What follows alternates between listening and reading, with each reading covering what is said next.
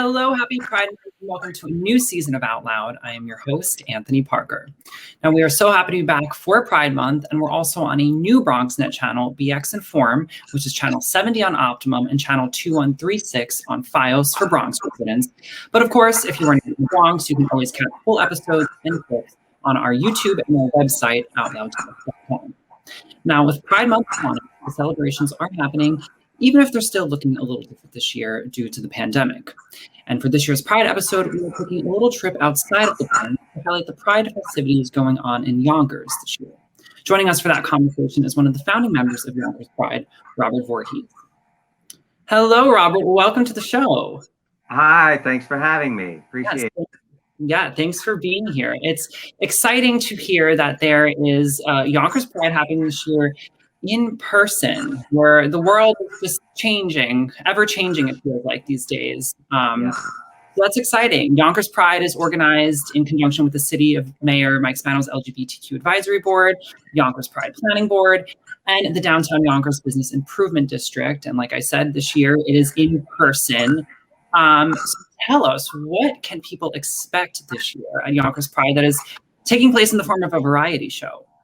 Yes, this year we will do our flag racing as we have done for the past 5 or 6 years. And that will be on June 11th at 4:30 at City Hall, the Unity Plaza. And then on Saturday, we're having a show at the Yonkers Waterfront Amphitheater. And for that, we're doing having several entertainers participate with us. We have a comedian, we have a drag queen, Champagne Bubbles, emceeing, she'll be performing, and then we're going to, we may have a couple of other people that are coming in, but we're doing this because, of course, COVID, we can't do our full Pride Fest. Normally we've had the street lined, filled with people. That's Main Street in downtown Yonkers. And we will have the Pride flags. Actually, they're already up and waving proudly in the rain that we have this weekend. But they're up and making everybody feel like they are a part of a community. Nice. The great thing about Yonkers that we are a welcoming community, and we are welcomed by the community. Yes. Now you are having, you said a drag queen, Champagne Bubbles. You're also having a comedian, Jay Jordan, that you just announced yesterday. Yes. It's great for people, and it's outdoors, of course, too. So yeah. Speaking of outdoors, I want to talk about, again, like I said, the world is changing, and with vaccinations now being widely available, there's still a concern of COVID out there. So tell us how things will be handled in terms of COVID safety for this. Yes, what we have done is this year, while the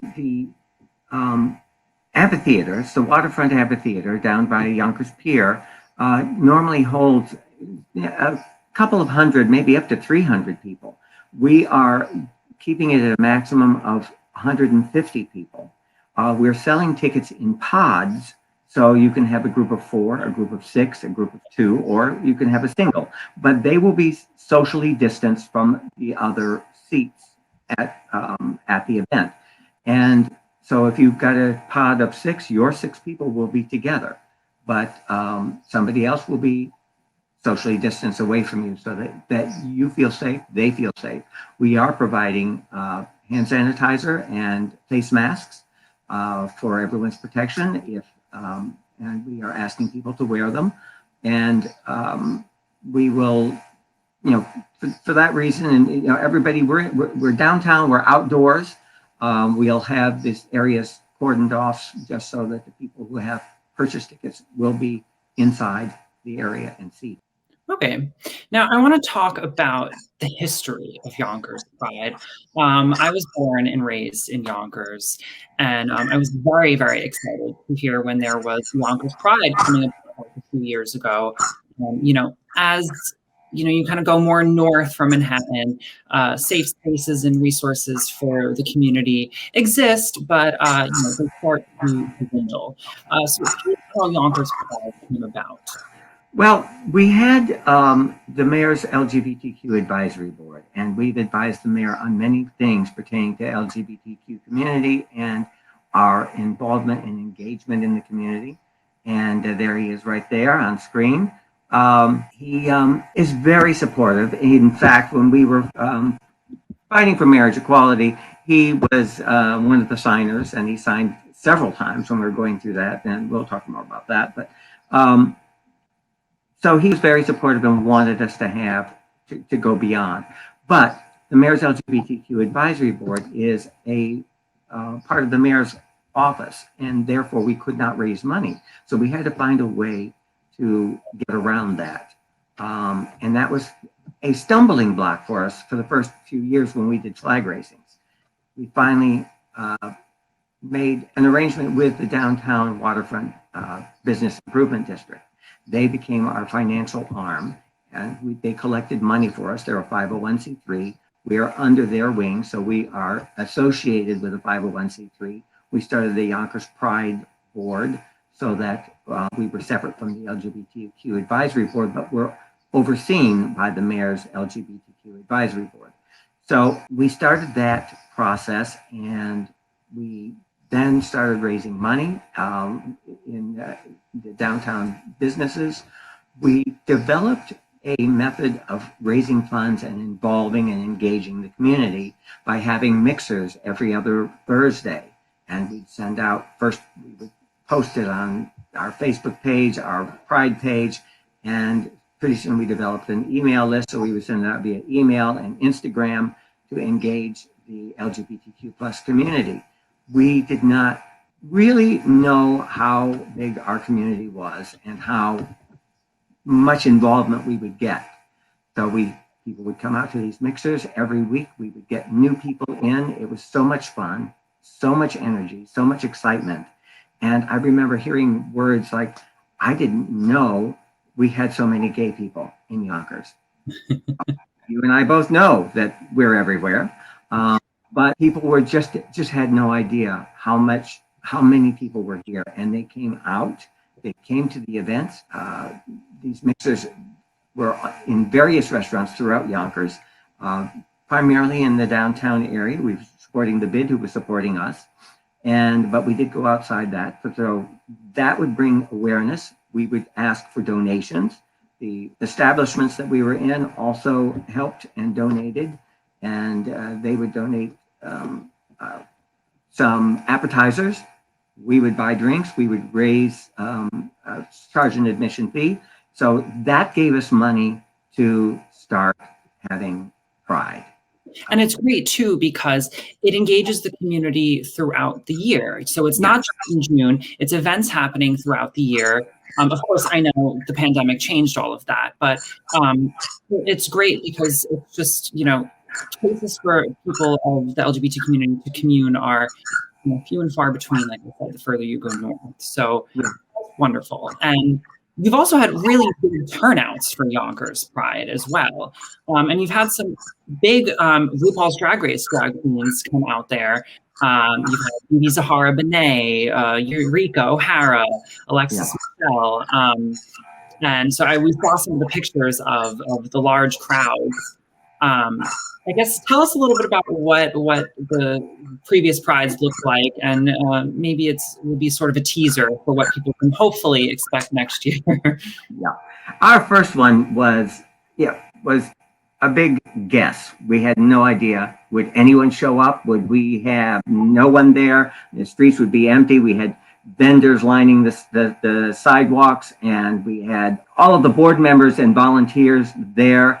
And we just said, oh my God, what if nobody shows up? And so when the time came and we were open, people started walking in slowly. And then I had to go back inside to help with something. And I came back out and the street was packed. And it continued that way the entire afternoon. It was so much fun. They were there for the drag queens. They were thrilled to have drag queens there. And that's one reason we spent an enormous amount of money bringing them there, because we knew we needed to make people aware that we had a real pride event.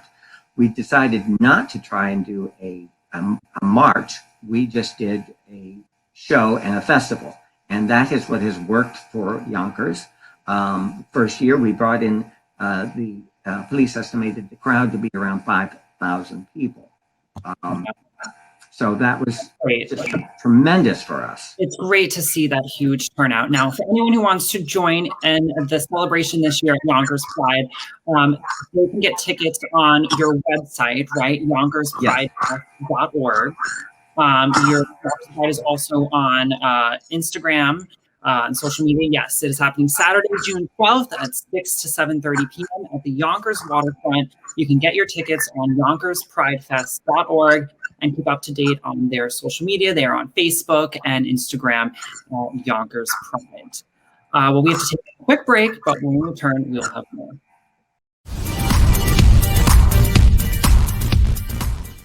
Hello and welcome back to Out Loud. I am your host, Anthony Parker. Now, today we all know Pride as a celebration, but of course it didn't start that way. And while there's still more work to do, it has been a long fight to achieve equality for the LGBTQ+ community that we see today. Robert Voorheis and his husband, Michael Sabatino, were prominent figures in that fight for marriage equality. As pioneers, they have made headlines and even earned a spot in the Smithsonian Museum's exhibit commemorating the 50th anniversary of Stonewall. Robert Voorheis' husband, Michael Sabatino, was the first openly gay elected official in the city of Yonkers, elected in 2011, where he served for 8 years, having achieved the role of majority leader before he left office to retire. But the mayor, Mike Spano, convinced him to stay in his administration, and he now serves as the Director of Community and Government Affairs. Michael Sabatino joins us now alongside his husband, Robert. Hello. Hi, everybody. Hello, welcome. Thank you. Happy to have you here. I just kind of want to dive right into it. You both have such an incredible story of breaking down doors for your love and for others. And I guess we can start back at your commitment ceremony that happened in 1979. And in our pre-interview call with Robert, he mentioned that at that time, it was something that your gay friends couldn't fully grasp the idea of. Yeah, there was some people that were uncomfortable. They said, "Ooh, it's a little weird," But we felt that was the only thing we could do to really, publicly show that, we were committed to each other. And I don't know, I guess we were trendsetters then and didn't realize it.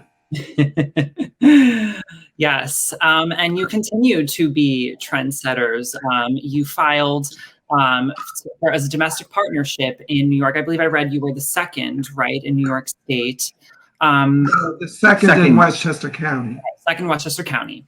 And I believe I read in a quote that you both felt like it was sort of the first step towards marriage equality. And before we kind of dive into it all, if you could just kind of break down for viewers out there who may not know the legal differences in a domestic partnership and a marriage. Yeah, domestic partnership, while it signifies that we have a commitment to each other, there are no legal parameters that define the relationship. And when you have a marriage, there are 1,138 federal rights. And how many state rights? There was more, 1,524 state rights. Yeah, so you get these rights just by signing that piece of paper. The domestic partnership, yes, you sign a piece of paper. All it says is, yes, we are a couple, and that's really all you get with it. So marriage is the defining factor in a relationship, and it comes with all of those legal protections and responsibilities. In fact, I even warn straight people that are not married that they are subject to the same problems that we would have had with all the legal benefits, rights, and privileges. There are so many. We used to do panel discussions, and we would ask people, well, can you give me 5 rights you get when you get married? And generally, nobody could answer that, straight or gay. It's really important to have that piece of paper for inheritance, hospital visitation, the right to make a decision about what happens if your spouse is ill and can't speak for themselves. Yeah. So you both got married in Canada in 2003, where same-sex marriage was legal at the time. Did I read correctly that Edie Windsor was in attendance? Not at the time. We didn't become friends with Edie until maybe 3 or 4 years later. Well, it was sooner than that because it was about 3 years later. Yeah. Yeah. There we are with Edie. Right. In DC, actually. So we got married in Canada, but when we got back to the States, our marriage was not recognized. Mm-hmm. So Lambda Legal, our county executive at the time, Andy Spano, issued an executive order honoring marriages performed in other jurisdictions. And then some residents of New Rochelle sued Andy Spano for giving rights and privileges to people that were not married in the United States. So Lambda Legal asked us to join in a legal challenge to that. And so we became part of a case called Godfrey v. Spano. And we went through 3 years of fighting on the lower court, the appellate, and then to New York's High Court. And then we were successful in November of 2009. So our marriage was one of the first, or the first, to be recognized by a legal declaration before we actually got marriage legally declared by the Supreme Court in the United States. And that case is referenced in Edie Windsor's DOMA case, because Edie got married in Canada, and we helped get her to Canada. We connected her with a friend of ours, and she was able to arrange her marriage. And then the opposition decided that her marriage shouldn't be recognized because it was a Canadian marriage. We had already proven that that was a qualifying factor because marriages have always been recognized in the United States if someone was married in Canada, and therefore her marriage was recognized because it was performed in a legal jurisdiction, as our court case proved. Yeah, so we set the precedent. Yeah. Now, when you got married, it was published in New York Times, right, in the Journal News. And that sort of created a new set of issues for you both. You were going to church like you've always done, and getting ready to sing in your choir like you've done for many years, and you were stopped and told that you could no longer do so. And this was also covered in the New York Times as well. Yes, the Monsignor at the church stopped us on the church steps. We had Michael's mom with us, and we were going in. She was going into the church. We were going to go into the choir room to rehearse.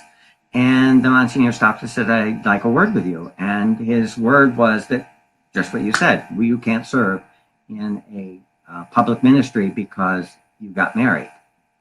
And of course, I said to him, well, we didn't ask the church to recognize our marriage. I said, if you don't want us to sing, then we'd like something in writing. And at that point, we started going back into the rehearsal space. And he stood behind us and told us that if we sang that day, he would shut down the choir. And we knew he would. So we went back to the choir and announced that we were asked to leave. And all of our older choir members on the soprano side started crying, taking off their robes. They were going to leave, and we just told them, listen, why don't you sing today, and then you can decide what you want to do. And it became a worldwide story. Yeah. Yeah. Go internationally. Now, after all of this, you both were also campaigning for marriage equality, correct? And asking legislators if they would support marriage equality. And I found it interesting that LGBT organizations at the time were sort of, I guess, reluctant in joining in getting in on this fight for recognizing marriage equality. So tell us a little bit about that. Yeah, they were saying that you could not ask a legislator what their position was on marriage for same-sex couples. We should go for civil unions, and once we got civil unions, then we could fight for marriage. But marriage equality always took the route that what we needed was that ultimate goal. We needed marriage equality. Why do we have to do a first interim step? So we told the other organizations, Empire State Pride Agenda, and even national organizations like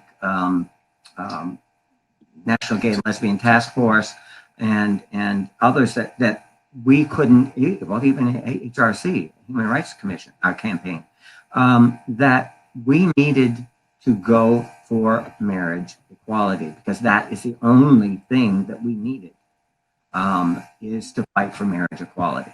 So we started asking legislators. We sent out a survey every year, and the first year we probably got one back. We sent it to every legislator in the state, statewide legislator, and we got one back. The next year we got a couple more back, and it grew and it grew. And of course, in the meantime, we were out campaigning and talking with people and educating people and helping them to understand that marriage equality is what we deserved and what we needed.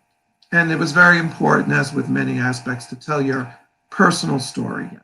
And I think that's what impacted with all the many personal stories that we relayed to our legislators. Because everybody had an individual story. And I have to say, we got tired of telling our own story, and after Edie's was in the limelight, we started using her story, because her story was so compelling, and it was hard for them to deny that. Yeah. Now, all of your work has landed both of you in the Smithsonian's exhibit commemorating the 50th anniversary of Stonewall, which is amazing and truly a testament to your work. So tell us, how did that come about? So we're in the Smithsonian, but we're not dead and stuffed. So that's a good thing.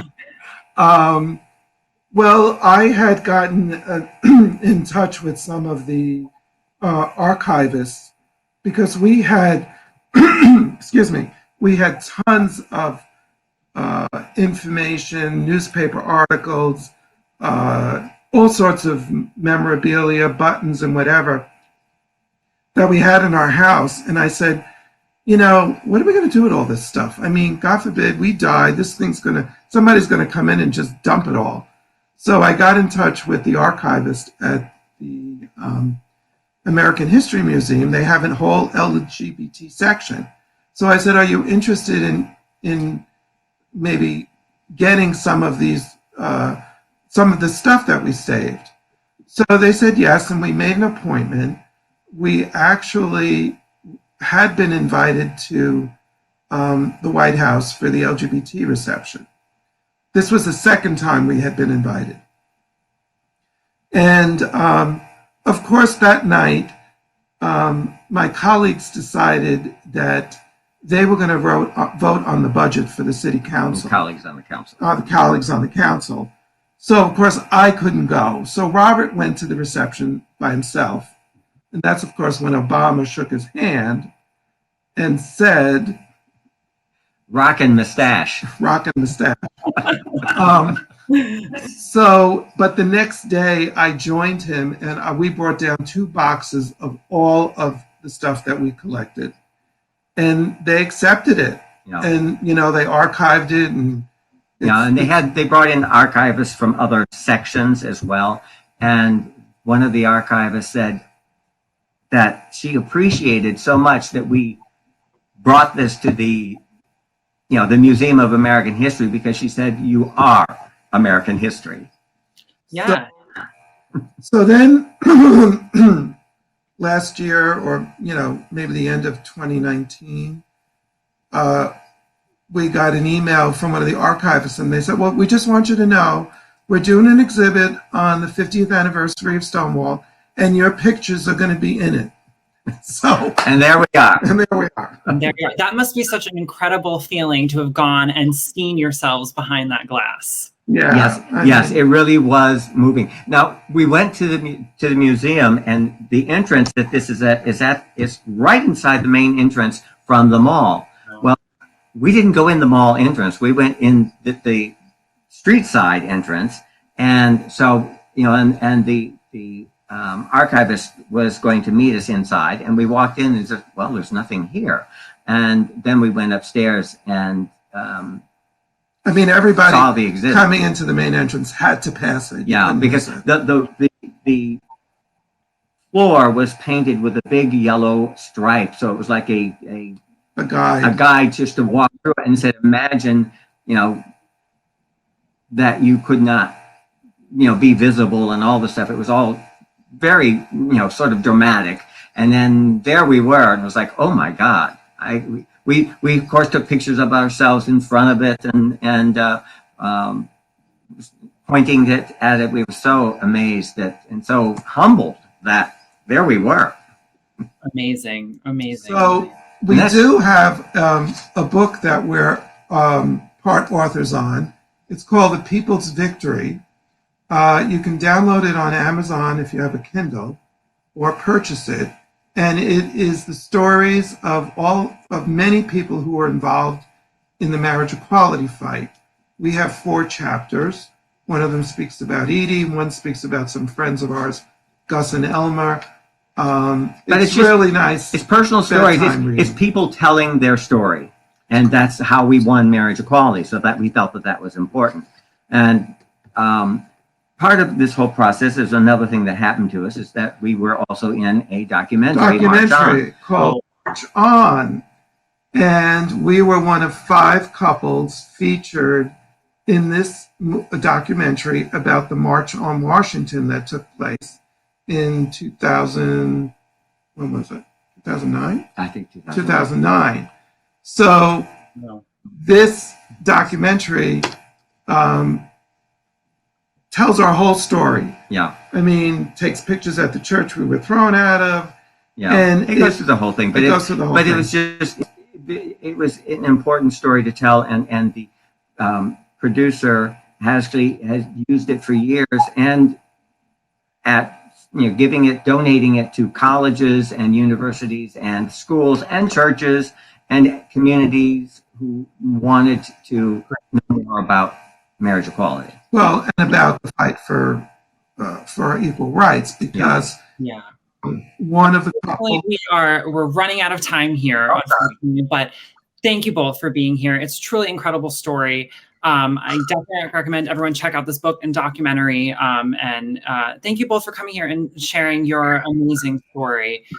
Thank you for having us. Thank you. And don't forget, YonkersPrideFest.org. Yes. Thank you. All right. Well, remember that you can stay up to date with all things Out Loud on our website, outloudtalk.com. And you can find us on social media, on Facebook at OutLoudLGBT, on Instagram at OutLoud.tv, and on Twitter at OutLoudLGBT.tv. And if you are an LGBTQ plus person or organization and like to come on the show and share your story or the work that you are doing for the community, feel free to submit using the Be on the Show tab at the top of our website. And remember, being your true self is your greatest gift to the world. We'll see you next time here at Out Loud.